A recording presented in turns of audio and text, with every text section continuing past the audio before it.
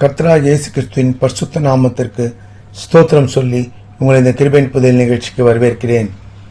Episode 1 110 வரைக்கும் பார்க்காதவங்க பாருங்க.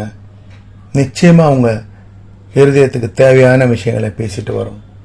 ஆண்டவர் நம்ம பரலோக ராஜ்யத்தில் பிரவேசிக்கிறத பற்றி என்னெல்லாம் சொல்றாரு, அதை பற்றி என்னெல்லாம் பேசியிருக்காரு, அவர் சித்தப்படி நடக்கிறவன் பரலோக ராஜ்யத்தில் பிரவேசிப்பான்றத எப்படியெல்லாம் விளக்கமாக சொல்றாரு, நம்ம என்னெல்லாம் செய்யணும், என்னெல்லாம் தெரிஞ்சுக்கணும், இதை பற்றி நம்ம பேசிட்டு வரோம். பார்ப்போம். மத்தேயு 7ஆம் அதிகாரம் 21ஆம் வசனம். நம்ம இப்போ அதே சப்ஜெக்ட் அப்படியே கண்டினியூ பண்ணுவோம். பரலோகத்தில் இருக்க என் பிதாவின் சித்தத்தின்படி செய்கிறவனே பரலோக ராஜ்யத்தில் பிரவேசிப்பானே அல்லாமல் என்னை நோக்கி கர்த்தாவே கர்த்தாவே என்று சொல்லுகிறவன் அதில் பிரவேசிப்பதில்லை. இதுதான் நம்ம பார்த்துட்டு வரோம். ஆண்டவர் சித்தத்தின்படி, அவர் சித்தம் என்ன? போன எபிசோடில் நம்ம பார்த்தோம். ஒரு ஆஸ்தி உடையவன் ஆண்டவர்கிட்ட வந்து என்னெல்லாம் நான் கை கொண்டிருக்கேன், ஆண்டவர் கேட்குறான். இந்த மாதிரி நான் வந்து நித்திய ஜீவன் அடையணும், என்ன செய்யணும்னு கேட்குறான். கற்பனைகளை கை கொள்ள சொல்லி சொல்கிறாரு. எல்லாத்தையும் நான் சின்ன வயசுலேருந்து நான் கை கொண்டிருக்கேன்னு சொல்கிறான். அவர் விளக்கமாக சொல்கிறாரு, என்னென்ன கற்பனைகளை கை கொள்ளணும், என்ன ஏதுன்னு சொல்லிட்டு விளக்கமாக அவனுக்கு சொல்கிறாரு. இல்லை நான் எல்லாம் கரெக்டாக கை கொண்டுன்னு வரேன் சின்ன வயசுல இருந்துன்னு சொல்கிறான். உன்னோட ஆஸ்தியை வித்துட்டு என் பின்னாடி வா அப்படின்னு சொல்கிறாரு. உண்மையை தான் சொன்னார். அவன் இருதயம் ஆஸ்தியை விரும்புகிற இருதயமாக இருந்ததை அவர் கண்டுபிடிச்சாரு. உன் ஆஸ்தியெல்லாம் கொடுத்துட்டு என் பின்னாடி வான்னு சொன்னார். ஆனால் அவனால் அதை செய்ய முடியல. ஏன்னா ஐஸ்வர்யத்தின் மயக்கம் அவனை செய்ய விடலை. இதுதான் நம்ம பார்த்தோம். இப்போ வந்து என்ன செய்யணும், ஆண்டவர் சித்தம் என்ன, இதெல்லாம் நம்ம கரெக்டாக தெரிஞ்சுக்கணும் பாருங்க. இதுதான் விஷயம். மத்தேயு 24ஆம் அதிகாரத்தில் பார்ப்போம். 4ஆம் வசனம். இயேசு அவர்களுக்கு பிரதியுத்தரமாக, ஒருவனும் உங்களை வஞ்சியாதபடிக்கு எச்சரிக்கையாயிருங்கள். ஏனெனில் அநேகர் வந்து என் நாமத்தை தரித்து கொண்டு நானே கிறிஸ்து என்று சொல்லி அநேகரை வஞ்சிப்பார்கள். ஆண்டவரே அவர் பேரையே சொல்லி வஞ்சிப்பாங்கன்னு சொல்றார். என் பேரை சொல்லி வஞ்சிப்பாங்க, நான் தான் கிறிஸ்துன்னு சொல்லுவாங்க. இதெல்லாம் நடக்கும்னு சொல்றாரு அவர். அதனால சொல்றாரு, ஒருவனும் வஞ்சியாதபடிக்கு எச்சரிக்கையாயிருங்கள். 6ஆம் வசனம். யுத்தங்களின் செய்திகளையும் கேள்விப்படுவீர்கள். கேள்விப்பட்டு தானே இருக்கும். எத்தனை யுத்தம் நடந்துட்டு இருக்கு. ஒரு வருஷம் மேல ஒரு தேசத்துக்கும் இன்னொரு தேசத்துக்கும் யுத்தம் நடந்துட்டு இருக்கு. இப்ப இன்னொரு தேசத்துக்கும் யுத்தம் நடக்கிற சைன் இருக்கு. பிரச்சனைகள் அங்கங்க ஒரு தேசத்துக்கு மத்தியில பிரச்சனைகள் இங்குமா நடந்துட்டு இருக்கு.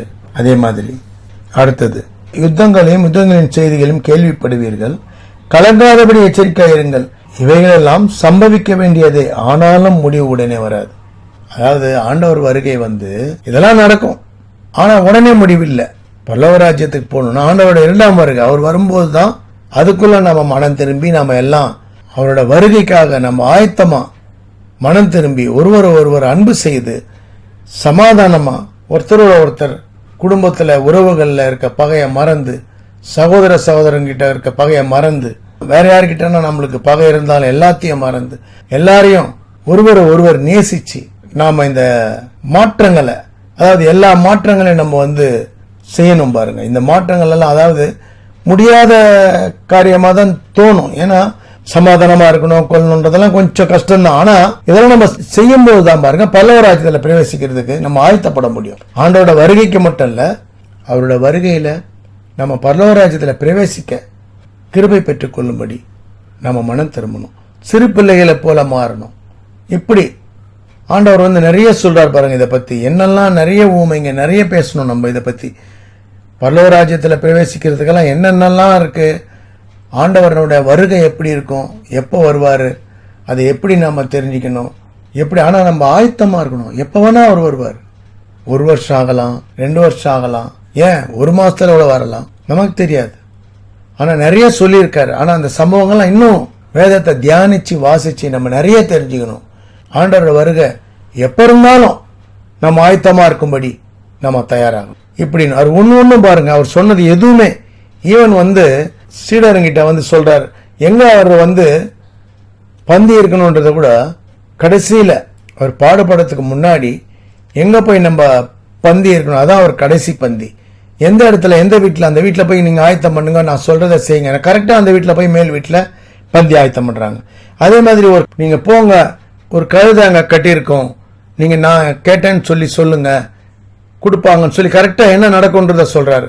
சின்ன சின்ன விஷயங்கள் கூட பாருங்க, அத நான் கேட்டேன்னு சொல்லுங்க உங்களுக்கு தருவாங்கன்னு சொல்றாங்க, அதை கொண்டு வராங்க, அதுல அவர் போற அதெல்லாம் எதுவுமே அவர் சொன்னது எதுவுமே பாருங்க பர்ஃபெக்டா இருக்கும். அதே மாதிரிதான் இதுவும் ஒன்னு நமக்கு சொல்றாரு.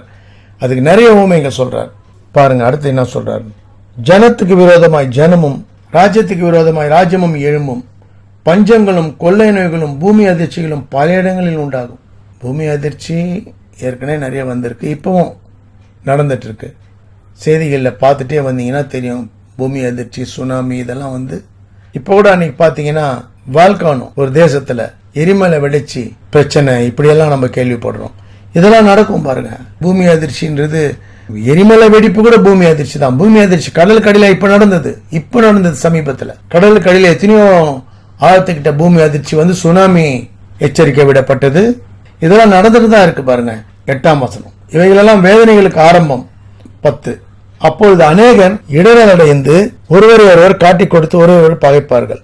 இதான் உலகத்துல இதெல்லாம் நடந்துட்டு தானே இருக்கு. அநேகர் ஒருத்தர் பகைக்கிறதும் காட்டி கொடுக்கறதும் இதெல்லாம் ஆல்ரெடி நடந்துட்டு தான் இருக்கு. ஏதாவது ஒண்ணு ஒருத்தரை கை காட்டுறது, ஒருத்தரை பகைக்கிறது, இதெல்லாம் இந்த உலகத்துல நடந்துட்டு இருக்கு. இன்னும் அதிகமா நடக்கும்னு சொல்றார். 11, அநேகம் கள்ளதீர்க்கதரிசிகளும் எழும்பி அநேகரை வஞ்சிப்பார்கள். அக்கிரமம் மிகுதியாவதினால் அநேகருடைய அன்பு தணிந்து போகும். அக்கிரமம் ஜாஸ்தியாக அன்பு எங்க இருக்கும்? அன்பே இருக்காதுன்றார். அன்பு தணிந்து போயிடும், அக்கிரமம் ஜாஸ்தி ஆயிடும்.